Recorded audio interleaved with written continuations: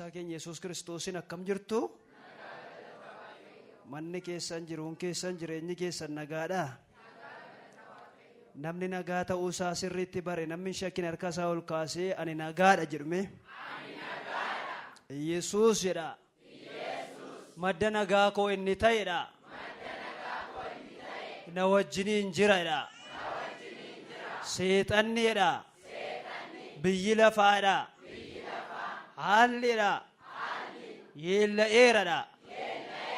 Ani nagaadhadha. Manni koo nagaadhadha. Jireenyi koo nagaadhadha. Kan koo kan ta'e hundinuudha. Nagaadhadha. Idillee Waaqayyoof laannuure.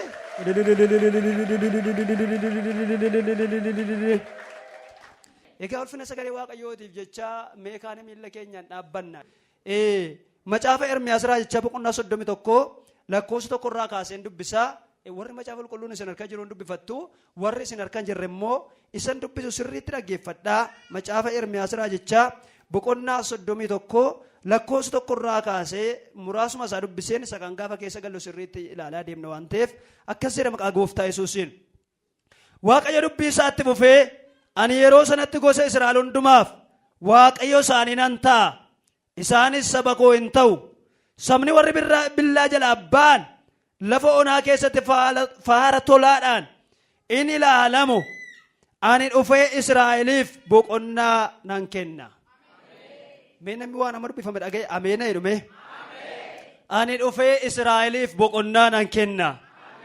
Ganama kana immoo Israa'eliin miti anatu jira asitu jira Waaqayyo boqonnaa sii kenna. Ganamni kun ganama keessanii. Ganamni kun ganama keessanii. Ganamni kun ganama nama boqonnaa barbaadee dhufeeti. Ganamni kun ganama lafa Waaqayyo Gooftaan carraa kana isaa kenne nama dana dhaabeeti.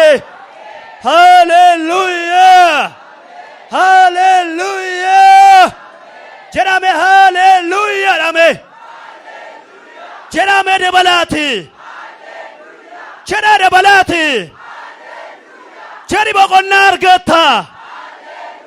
Jedhi mana kee boqonnaa argata. Jedhi hafuura kee boqonnaa argata. Jedhi fayyaa kee boqonnaa argata. Jedhi waan itti boqonnaa dhabdeetti boqonnaa argata.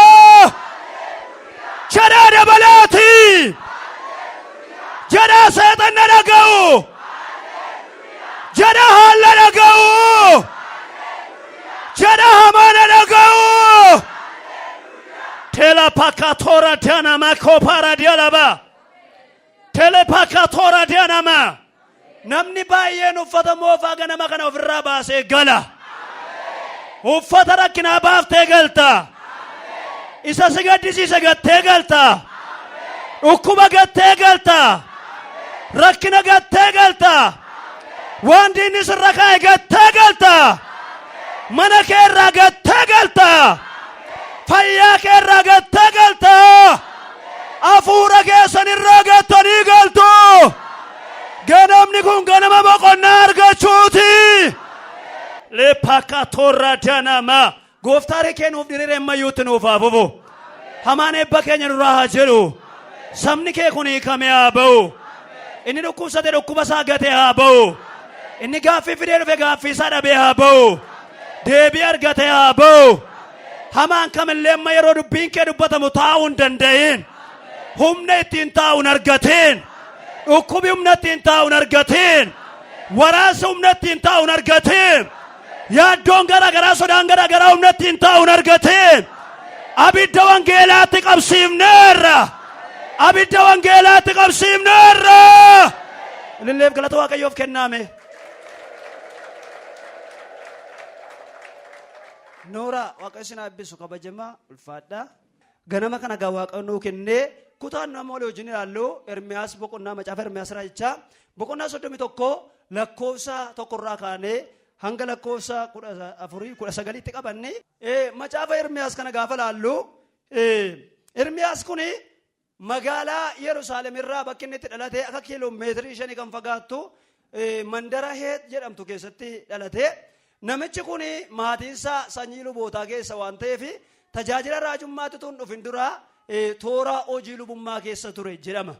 Egaa namichi kun bara tajaajila isaa sana keessa haalli siyaasaa, haalli waraanaa sadarkaa addunyaatti baay'ee ol ka'aa waan tureef bara sana keessa luba ta'uun, raajii ta'uun waan salphaa isinitti hin fakkaatin. Akkuma amma nuyi keessa jirru kana uffee maal yaa Waaqayyo bara akkasii kana keessa, bara siyaasa isaa ammaate, bara diinagdeen isaa ulfaate, bara qaala'insi baay'ate kana keessa maaliifan jiraadhee akkuma nu amma jechaa jirru baay'een keenya bara Ermiyaas sanas haalli siyaasaaf haalli waraanaa sadarkaa addunyaatti baay'ee ulfaataa ture, jeequmsa guddaatu ture jechuudha.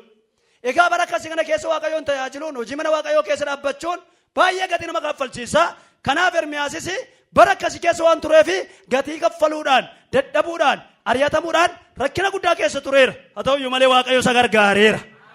Waan tokko nasumaan siin jedha, yanama bara kana keessa maaliif Waaqayyo na kaa'e, waan amma ta'aa jiru kana maaliifan argaa jirettu, Waaqayyo yeroo isaa yeroo gaarii of fakkaachuu baate iyyuu, haalli isaa wal xaxaa yoo ta'e iyyuu, inni si waame ayyaana sii baay'isa. Inni si waame haalichatti siin kennu. Egaa yeroo kana Baabiloonii sadarkaa addunyaatti yeroo isheen mootummaa qabachuutti dhuftee jirtudha. Empaayirri Roomaa yeroo sana baay'ee jabaa ture.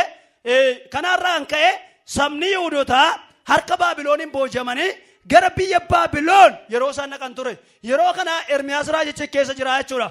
Ermiyaas yeroo sana raajiidha waan ta'eef rakkoon akka dhufu raajeera.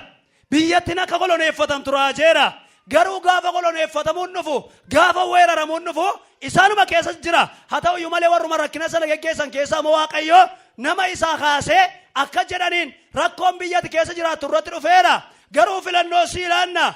Biyyi kun akka isheen rakkoo keessa buutu Waaqayyo karaa kee dubbateera. Isa Waaqayyo karaa kee dubbate immoo kun amma ta'eera. Filannoo sii ilaanna. Yoo barbaadde biyya kana keessa taa'e, yoo barbaadde immoo biyya nu itti saba kee boojinee geessine keessa nu wajjiniin naqeedhaniin filannoo kennaniif. Waan tokkoon sitti himaa, yaanni Waaqayyo sirra jiraatu malee, akeeki Waaqayyo sirra jiraatu malee, baruma rakkisaa, baruma dhiphisaadha jedhamutu Waaqayyo filachiisee si jiraachisa. Warra kan maal godhan beektaa? Warra utuu Waaqayyootti mudidanii dhiitaa, kabalaa, dugda isaaniirra baakaa garafaa fuudhanii biyya keessaa baasan. Ermiyaas nama Waaqayyoo garuu filannoo sii ilaannaa. Ati nama Waaqayyooti. Waan amma ta'aa jiru kana Waaqayyo karaa kee dubbateera. Yoo barbaadde warra dadhabootaa biyyeessota biyya kana keessa hafan kana wajjin taa'uu dandeessa. Yoo barbaadde immoo biyyuma sana dhaquu dandeessa. Maal sii wayyaa ni filachiisan. Barichi bara filannoo hin turre garuu nama Waaqayyoo taateen naani dhugaatti yaada Waaqayyoo jiraata taanaani baruma filachuun hin danda'amne filachiisee si jiraachisa Waaqayyo. Yeroonuma filannoon hin jiraanne siif filannoo eessisa Waaqayyo. Egaa nama kana haala kana keessatti Ermiyaas jiru sabni kun boojamanii biyya Baabiloon dhaqanii biyya Baabiloon gaafa dhaqan ba'aan itti ulfaatee dhiphinni itti ulfaatee biyya isaanii gadhiisanii haraddaan hin oonee mukti wayinii mukti arbuu hundumti isaa duwwaa ta'ee hin golgolaa'e. Gaarri isaanii hin oonee lagni isaanii hin oonee wanti hundumtinuu onaa ta'e. Egaa gaafa kun ta'u achuma keessa sabni kun immoo saba qabudha waan ta'eef rakkina isaanii kana, dhiphina isaanii kana, gadda isaanii kana, boo'icha isaanii kana Waaqayyo in ilaale. Waaqayyo lafatti teessee ijaartu si ilaala. Ganama kana Waaqayyo si ilaala. Mata dureen irratti dubbachaa jiru Waaqayyootu boqonnaa sii kenna. Warri barreeffatan barreeffadhaa. Egaa gaafa isaan bo'an, gaafa isaan gaddan Waaqayyo waaqarraa boo'icha isaanii, gadda isaanii, rakkina isaanii ilaaleetu Waaqayyo macaafa Ermiyaas boqonnaa 31 lakkoofsa 1 kanarraa ka'ee akka jedhe Waaqayyo itti fufeedha. Waan tokko siin jedha, ganama kana lafati jirtu lafa rakkinaa ta'uu danda'a, lafa boo'ichaa ta'uu danda'a, lafa si gaddiisu ta'uu danda'a, lafa mana kee gaddiisu ta'uu danda'a. Ammaa jalqabee Waaqayyo sagalee irratti siif ergaa. Waan nama dhibuudhaan lafa isaan boo'aa jiran, lafa isaan gaddaa jiran, lafa isaan diigamaniiran, lafa isaan kufaniiran, lafa isaan boojamaniiran ittitu Waaqayyo boqonnaa 31 irratti Waaqayyo itti fufeedha. Har'aa jalqabee Waaqayyo sagalee ati ittiin boqottu sii jalqabsiisa. Dubbii ati ittiin boqottu sii jalqabsiisa. Ergaa ati ittiin boqottu sii jalqabsiisa. Waaqayyo itti fufeedha. ani saba kanaaf abbaan antaa isaan immoo saba koo hin ta'u jedhe. Waan si dhibu yoo dogoggorte Waaqayyo garaa si hin muratu. Si adabuun dhiisu malee immoo akka ati badduuf garaa si hin muratu. Yoo balleessite garuu si adabuun dhiisu. Isin ijoollee keessa yoo isheen balleessite adabuu dhiiftu. Yoo dhiiftanii hin jaallattan jechuudha. Waaqayyo nu jaallata waan ta'eef gaafa nu balleessu nu garuu dabarsee immoo hamaatti nu kenne nu hin dhiisu. Saba sana yeroodhaaf dabarsee adabuudhaaf boojuutti kenne malee raawwatee garaa muranne waan ta'eef boqonnaa 31 lakkoo tokkorraa kan gabaatan Waaqayyo itti fufee ani saba kanaaf abbaan antaa isaan immoo saba koonaaf hin ta'u warri billaa jalaa hafanii lafa onaa keessatti faara tolaadhaan hin ilaalamu ani dhufee Israa'eliif boqonnaa nan kenna. Billaan tureera yeroo booji'aman callumadhaan hin booji'amne. Inni kaan billaan rukutame, inni kaan beelaan adabame, rakkina guddaan isa diinni namaaf hin hilu. Diinni si argateera, carraatee si argateera taanaan hamma duututti si of hin hilu. Namoonni baay'een keessa nutuun kaasee maaltu ture, jireenyi kee maal ture isin jedhee isin gaafadhe, diinni waan baay'ee mana keessan jireenya keessan bara keessa irratti geggeessuudhaaf wanti inni yaadni geggeesse baay'ee jira koo buleettiin geessila jette. Diinni si tokkoyyuu calluma naaf hin jenneette. Hunduma keenyaaf Yusuf tokko calluma hin jedhuun. Waaqayyo itti nuun kennu malee. Warra billaarra hafan waan tokko sitti himaa baga sakaleessa ta'e sana mana kee irratti isa dhufe sana jireenya kee irratti isa dhufe sana bara kee irratti isa dhufe sana baga darbitee dhufte malee amma Waaqayyo boqonnaa sii kenna. Har'aa jalqabee boqonnaa sii argata. Har'aa jalqabee boqonnaa mana kee argata. Har'aa jalqabee boqonnaa jireenya kee argata. Warra billaa jalaa ba'an jedhe lafa onaa keessatti faara tolaan waan isaan ilaaluu fedhe ani dhufeen Israa'eliif boqonnaa kennane Waaqayyo. Ganama kana waaqumatu karaa sii dhufeeraam ganaa sii dhufa miti. Namni mana yoo jiraate ganaa isinii dhufa miti laa kunoo karaa kanaa isinii dhufeera. Boqonnaa isinii kennuudhaaf karaa sagalee isaa dhufeera. Karaa sagalee isaa dhufeera. Ilaa karaa sagalee kanaa gooftaan Waaqayyo dhufee boqonnaa sii kenna. Waanumatti boqonnaa dhabdeetta irraa jalqabdee boqonnaa argattu. Ani dhufee Israa'eliif boqonnaa nan kennedha. Kan akka Waaqa keenya nama boqochiisu hin jiru. Si boqochiisuudhaaf immoo Waaqayyo ergamaan si ergan jenne. Naman si ergan jenne. Anuma dhufee si boqochiisaa. Ibroota keessatti maal jedha beektaa barreessan Ibroota Waaqayyo bara duriitti karaa raajotaa karaa garaa namatti dubbachaa ture. Bara sadhumaatti immoo garuudha karaa ilma isaa Yesuus Kiristoositu jedhe nutti dubbate. Ofuma isaatii dhufee jechuudha. Inni kan keetii akka itti Waaqayyo sii dhufee hin caala. Meeqa jedha akkan itti boqonnaa argadhudha. Inni kan kootii hin caaladha. Anumatu boqonnaa argatadha. Meeqa dhaabbadhu mee atumti inni girgiddaa ta'an ture harka ol kaaseeti anumatu boqonnaa argata dhime. Tokko lama sadii maqaa gooftaa Yesuusiin sii ta'eera. Harka keessa ol kaasaa akka jedha har'aa jalqabeera. Waaqayyo boqonnaa naa kennadha. Waaqayyo maaliif boqonnaa nuu kennaa kan jedhuuf inni jalqabaa waan nu jaallatuuf. Namoonni tokko gaafa dhukkubsatan gaafa yookaan haadhi manaa dhukkubsatu gaafa yookaan abbaan manaa dhukkubsatu gaafa yookaan rakkoon tokko bakka Waaqayyo nuti waaqessinu Waaqayyo nuti tajaajilu bakka nu gateeraam dhiifamneerraam nun jaallatu Waaqayyo. Namni akkasii nama kana ergaansii qaba Waaqayyo si jaallata.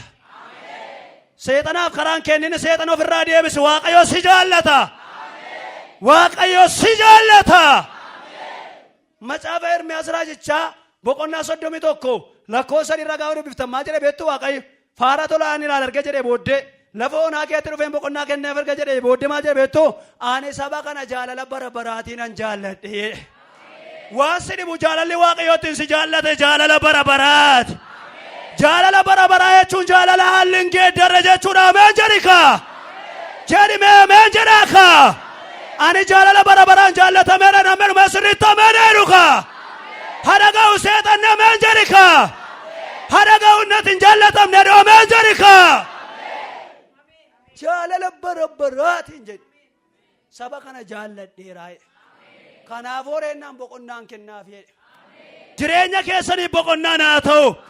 Waaqayyo maaliif itu boqonnaa nuu kenna kan jedhuuf inni jalqabaa waan nu jaallatuuf jenne har'aa jalqabee Waaqayyo si jaallata boqonnaa sii ta'a.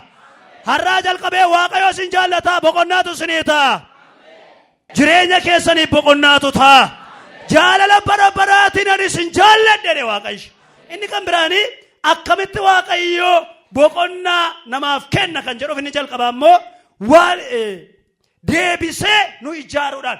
Ermiyaas boqonnaa 31 lakkoofsa 4 hanga 6 gaafa laaltanii Waaqayyo akka jedhe gaafa dubbifannu lakkoofsa 4 kan gaafa laallu ani deebisee sin ijaara atis jabaattee hin dhaabbatta yommus yaa durbee Israa'el dibbee kee fudhattee kaatee gammachuudhaan hin sirbita. Maaliif deebi'an si ijaarane beektu Waaqayyo?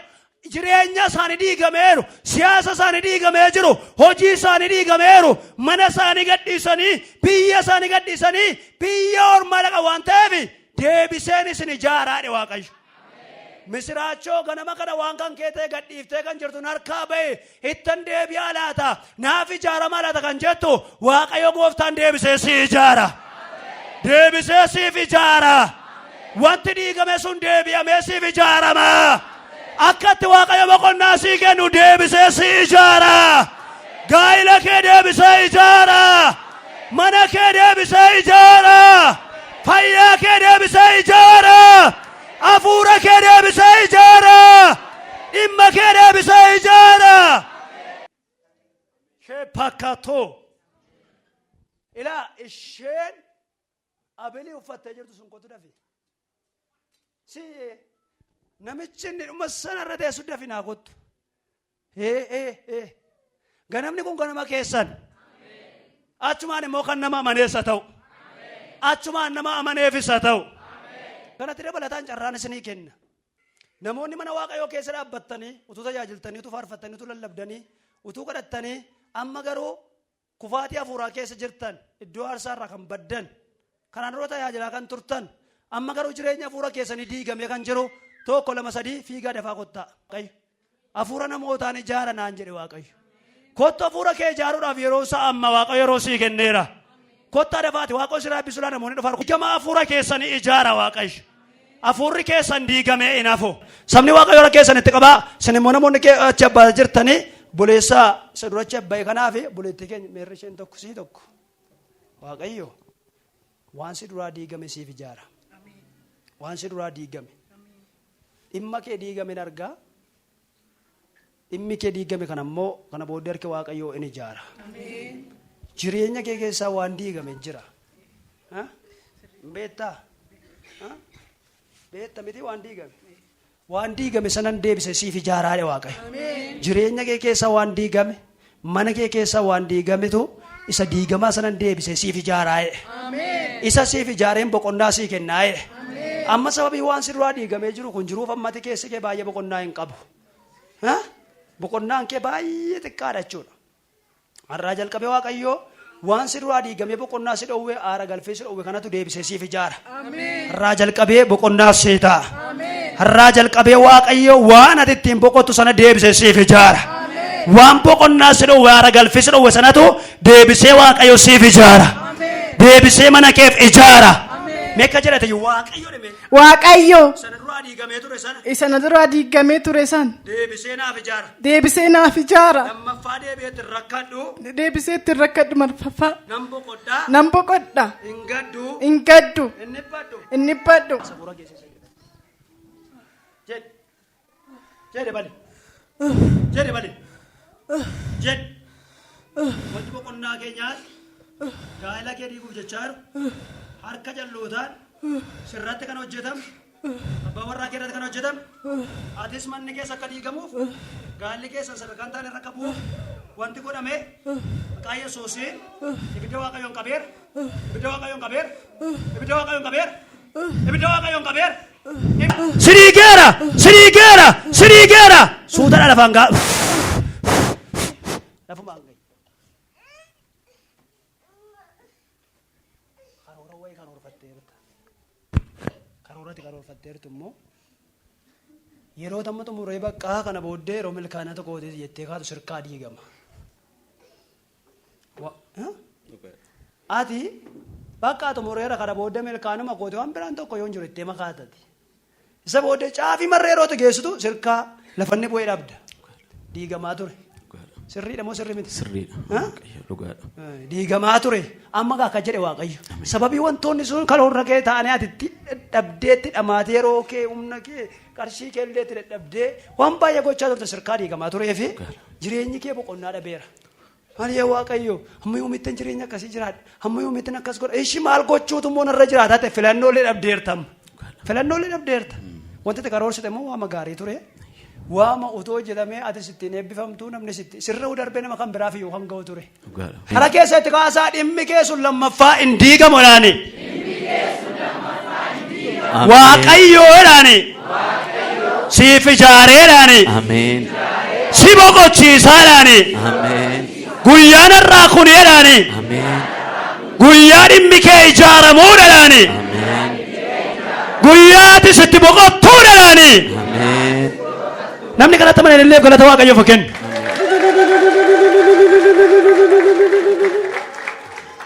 Dhuga baatee fidi. Ishi. Akka kanumatti namana iyya baay'eetti namanu. Isa Waaqayyo jedhetti namana. Daawit akka jedhe Waaqayyo nama tokko dubbate ani immoo suma namane hin ta'eera. Ta'eera. Dhaqina gaan illee galata Waaqayyoof kenna. Ana keessa ol kaafadhaasin. Warri kaan daaqunaatee ta'uu dandeessu, warri kaan garee kadhataa ta'uu dandeessu, warri kaan immoo faarfatoo ta'uu dandeessu. Isa waaldaatu beekaa ana garuu safurri Waaqayyoo naan jedheen isin jechaa jira. Maqaa gooftaa irra keessa ol kaafadhaa. Har'aa jalqabee maqaa gooftaa Yesuus Kiristoosiin hafuurri keessan diigame haa ijaaramu. Hafuurri keessan diigame haa ijaaramu. Maqaa Yesuusiin haa ijaaramu.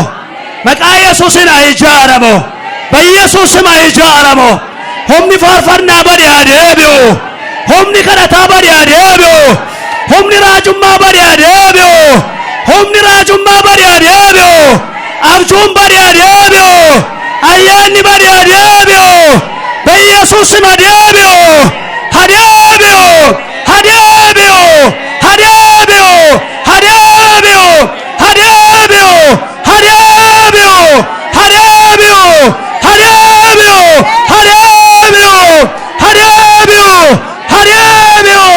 Haa deebi'u. Haa deebi'u. Tela bakatana maradia la boradia. Maltu kabenu daba sichirende. Homtunun nabu. Sichirende. Me isa dhimma namoota baay'ee ijaaraa ture illee galata Waaqayyoof laannu.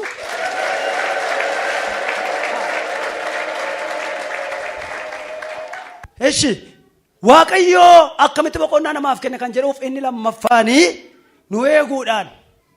Ermiyaas boqonnaa 31 lakkoofsa 10 irraa maal jedha beektu?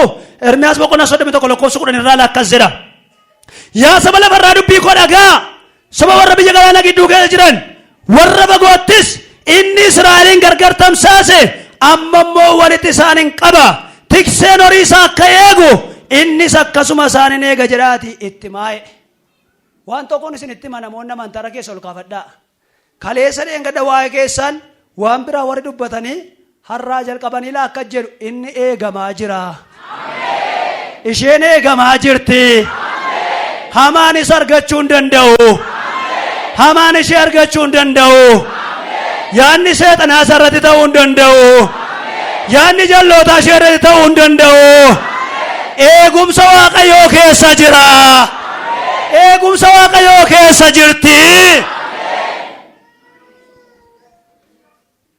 Akka jedhe Waaqayyo saboota lafarraa dhagaa warri galaana gidduu jiraatan warri biyya fagoo jiraatanii jedhaatti maali Waaqayyo jennaan akkuma tikseen saba isaa walitti sassaabee eegu jennaan inni isaanin eega jedhaatti maali. Eewuun Israa'eliin ishee boqonnaa dhabde. Har'a immoo Israa'el ishee kakuu haaraati hatameen jedhe. Israa'el isheen kakuu moofaa darbiteetti Israa'el kakuu haaraa siiyameen jedhika. Jedha ameen jedhaaka.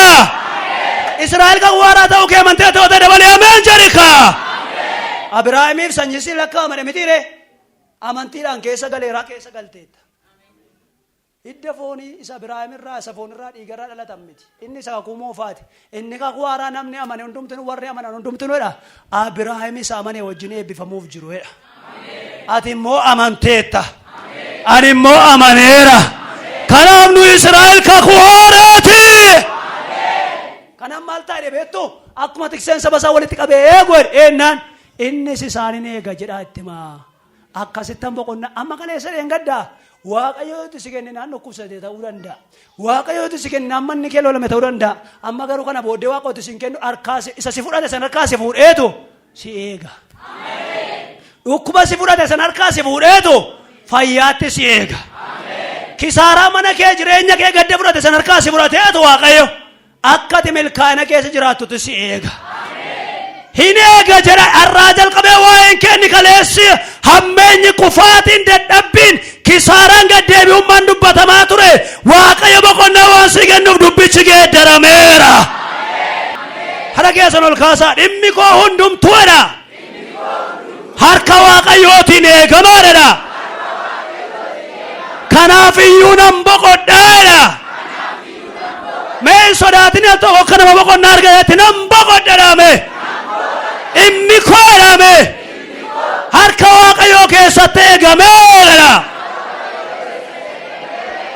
kuttumee kiiboordisti ishee kappaaradiyaa si eega waaqayyo diinni maal barbaadde beektaa miidhama kee salphina kee kufaati kee kanaan durallee diinni waan isirratti qopheessee ture ati darbite jirta wanta diinni jireenya kee irratti qopheesse ture waan hamaa ulfaataa wayii ture si dabarse waaqayyo hin beektaa sirriitti beeka ililleef galata waaqayyo filaattaniire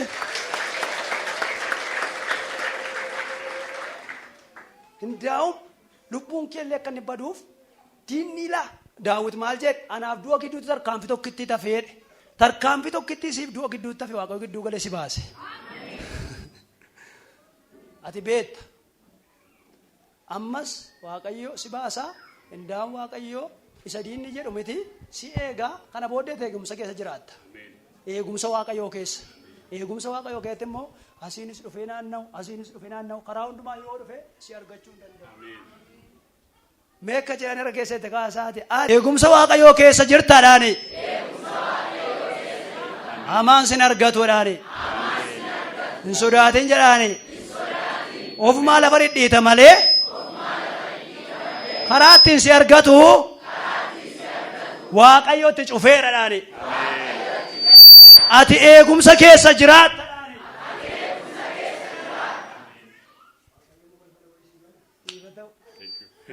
lilleef galata waaqayyoof kenna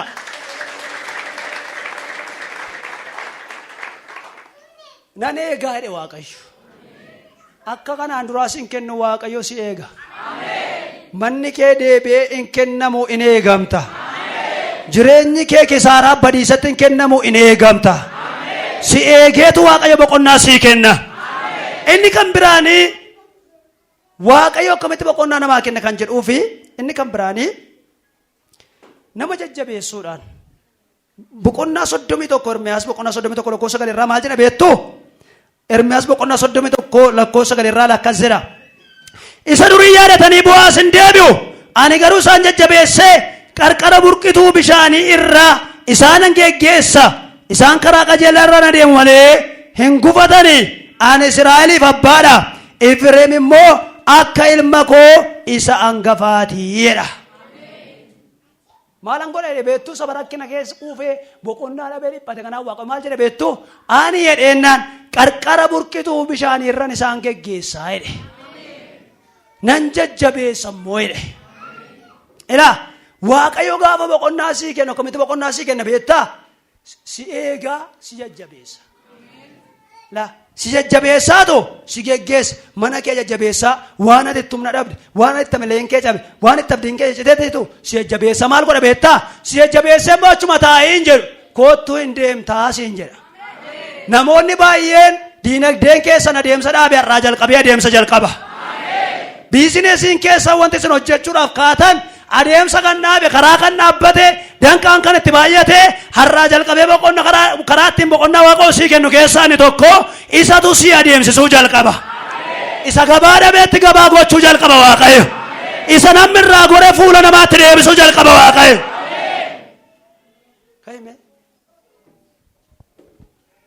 kasiin jedhe waaqayyo sin geggeessaa sin jajjabeessa kottume fiigi akkasiin jedhe waaqayyo waan ati itti jajjabaachuu dadhabdeettu jira sin jajjabeessaa Si jabeessee duwwaan momiti. Mul'ata si dura jira. Karoora wayii Waaqoo si duratti karoorsa jira. Atis mul'ata qabda. Mul'ata gara fuulduraatti itti deemuudhaaf jechaa jirtu. Garuu mul'ata sanaaf immoo jajjabina dhabde. Waan amilee keessa cabsuuf baay'ate. Kana booddee akkasii jedhe Waaqayyo. Waan amilee keessa cabsu sanatti na si jajjabeessa. Harkaan si qaba. Humnaan si ta'a. Achitti immoo si dhiisu. Achi keessaa si baaseen. Gara lafa yaadameetti. Gara lafa yaadameetti. Gara eebba yaadameetti. Gara milkaana yaadameetti.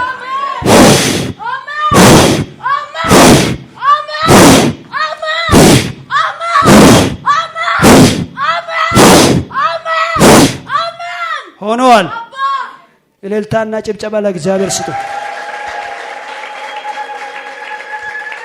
ጌታ በኢየሱስ ስም ሜቆታ ነሞኒ ኪሳራ keessa jirtantu jirtu namoonni hojii dhuunfaa hojjettanii kisaara keessa jirtan jirtu dafa qotta namna fi hojii raata carraa tokko kennaaf hojjechaan jira garuu nan kassare gada deemaa jira manaa nyaataa jira malee dabalaan jiru namni dafee dhufu namnaftee dafii kottu manaa sirkaa nyaachaa kan jiru hojjechaa yeroo didhattee ooltu nama hojjechaa jirti sisee har'aa jalqabee kisaara Waaqoo sirraa dha'eera kisaaraa sirraa dha'eera si jajjabeessaa si geggeessa meeqa jee na jajjabeessaa na geggeessa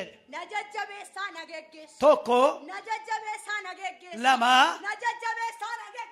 sadii jee na jajjabeessaa na geggeessa na jajjabeessaa na geggeessa dhukkubbiin jireenyaa keessa jiru buqqa'u maqaa Yesuusiin kisaaraa keessaa jara kana baafneera kisaaraa jireenyaa keessaa baafneera inni kan biraanii Waaqayyo akkamitti nama jajjabeessaa nama furuudhaan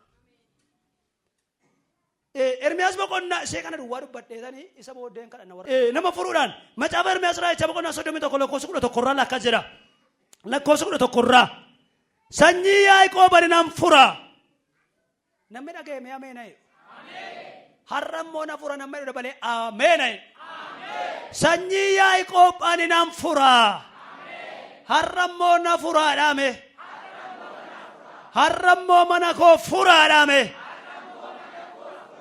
kottu meetinni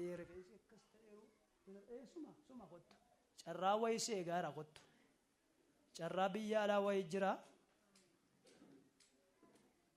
garuu akka dafee siif hin taane waan kana dura si duraa qabaa ture jira si fura Waaqayyo kana booddee carraa sana qabdaa carraa sana garuu akka dafee si hin qaqqabneef waan danqaa ture jira kana booddee inni furamaa carrachi sii ta'a carraa biyya alaa qabdaa maqaa Yesuus Kiristoosiin danqaan jiru duraa ka'ee siif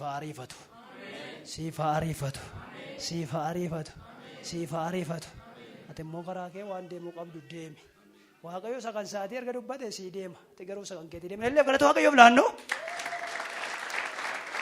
maal jedhe gaa Waaqayyo beektu ani jedhe Israa'eliin sanyii Yaaqoob nan fura harka warra isaan caalanii keessaa isaan nan baasaa jedhe akka ittaan boqonnaa kennaaf jedhe meeyan kee mal tokko la daqiiqaa lama sadiin isinii kenna yaada waan kanaan dura sin qabe boqonnaa sin dhowwe dhukkubaa milkaana dhabuudha lola seexanaatii mana keessa rakkisee jireenya keessa rakkisee akka jedhe Waaqayyo ani sanyii Yaaqoob nan fura harka warra isaan caalanii keessaa immoo nan baasa ganama kana Waaqayyo si baasee si boqochiisa si furee si boqochiisa dhukkubi kana booddee si wajjinitti hin fufu milkaana dhabuun kana booddee si wajjinitti hin fufu balballi cufamaan kana booddee isi wajjinitti hin fufu mana keessa wajjinitti hin fufu kaadhaa badhaa gaamman kadhanna Waaqayyoon haalleluuyaa akka jedheera Waaqayyo ganama kana boqonnaa sii kennaa jedheera kana booddee jireenya ati jiraatu manni kee hafuurri kee tajaajilli kee jireenya boqonnaa ta'ee itti fufaa maqaa Yesuusiin boqonnaan mana keessan irratti dhufaa boqonnaan bara keessan irratti dhufaa maqaa gooftaa Yesuusiin inni nama furee nama boqochiisu ganama kana dhukkubarraa sin furee sina boqochiisu hidhaa diinaarraa sin furee sina boqochiisu hamaa sin dhiphisarraa sin furee sina boqochiisu waan isin dhiphisarraa sin furee sina boqochiisu ani sanyii Yaaqoob nan fura harka warra isaan caalanii keessaa immoo nan baasa akka ittaan boqochiisan jedhe ganama kana Waaqayyo waan siidhe waan si qabe milkaa'ina kee kan qabe eebba kee kan qabe gaa'ila kee kan qabe tajaajila kee kan qabe jiruu kee kan qabe irraa furee si haa boqochiisu irraa furee si na boqochiisu waan isin irraa hiikamaa